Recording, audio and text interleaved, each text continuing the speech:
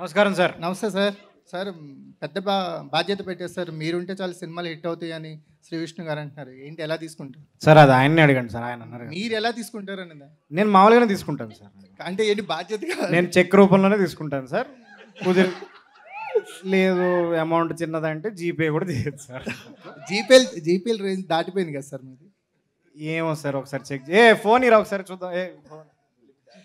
ఎలా అనిపించింది సార్? అంటే క్యారెక్టరైజేషన్స్ అంటే మీరు బై డిఫాల్ట్ అని డైరెక్టర్ గారు చెప్పేస్తున్నారు. అవునండి. సో ఈ క్యారెక్టర్ జర్నీ అంటే చెప్తాడు సార్, ఏముంది ఇప్పుడు ఈ సినిమా స్టేజ్ ఎక్కినప్పుడు నన్ను బై డిఫాల్ట్ అంటాడు, రేపు పొద్దున్న ఇంకెవడో బై డిఫాల్ట్ అంటాడు. అండ్ నాకు అడిగి 14 ఏళ్ళ నుంచి ఫ్రెండ్షిప్, కానీ ఆ ఫ్రెండ్షిప్ ఆడికి హుషార్ సినిమా అప్పుడే గుర్తుకొచ్చింది, మళ్ళీ మధ్యలో మర్చిపోయాడు, మళ్ళీ ఇప్పుడు గుర్తుకొచ్చింది ఆడికి అవసరం ఉన్నప్పుడల్లా నన్ను బై డిఫాల్ట్ అంటాడు. ఈ బై డిఫాల్ట్ అన్నది మాకు తలనొప్పులు ఉంటాయి అంతే. సెట్ మీద తలనొప్పులు, ఈ బట్టలు ఇలాంటివి తలనొప్పులు, ఈ బై డిఫాల్ట్లే ఉంటాయి. కానీ పని చేయటం ఓకే, ఒక మోస్తరుగా బాగానే ఉంటుంది వీడితోని. చెప్పింది ఒకటి చేసేది ఒకటి వాడు బేసిక్లీ వాడు. కానీ సినిమా బాగుంది, నవ్వుకోవచ్చు శుభ్రంగా. శ్రీవిష్ణు గారు hi sir. Hi sir. Hi. బాగుందండి, క్యారెక్టర్ సార్ ఇంట్రెస్టింగ్ ఉంది. టీజర్ వరకు చూస్తే టీజర్లో మాకు అర్థమైంది ఏంటంటే గుప్త నిధుల అన్వేషణ అని అనిపిస్తుంది. సో ఏ గుప్త నిధుల కోసం అన్వేషణ చేస్తున్నారు అంటే పీరియడ్కి వెళ్ళారా? ఆ క్యారెక్టర్లోంచి ఎవరు గుప్త నిధులు అన్వేషణ చేస్తున్నారు? గుప్త నిధులు అనేది ఎందుకంటామంటే అవి ఎప్పుడో పురాతనంలో ఒకప్పుడు పోయినాయి కాబట్టి గుప్త నిధులు అంటాం అనమాట. సో దానికి సంబంధించింది మీరు అన్నట్టు పీరియాడికల్ ఆ ఆస్పెక్ట్ కూడా ఉంటుంది.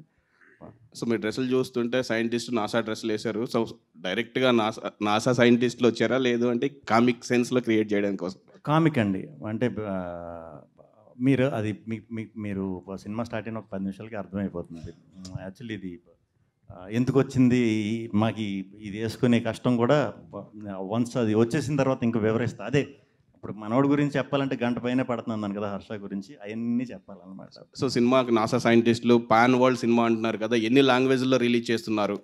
తెలుగులోని రిలీజ్ చేసి ఇక్కడి నుంచే అన్ని లాంగ్వేజెస్ వాళ్ళు ఏ లాంగ్వేజ్ల పేరు చెప్పగలరా? ఏ లాంగ్వేజ్లో చూసినా ఈ సినిమా అర్థమైపోయింది సార్. నేను చెప్తా sir. Persian, Mongolian, Australian, Japanese, Chinese, Nepali, Russian, Icelandic, Venezuelan, Argentinian, Cuban, Mexican, Canadian. Bush గారి మదర్ టంగ్ మర్చిపోయారు. అంటార్క్టికన్. బుష్ గారి మదర్ టంగ్ ఏంటి సార్?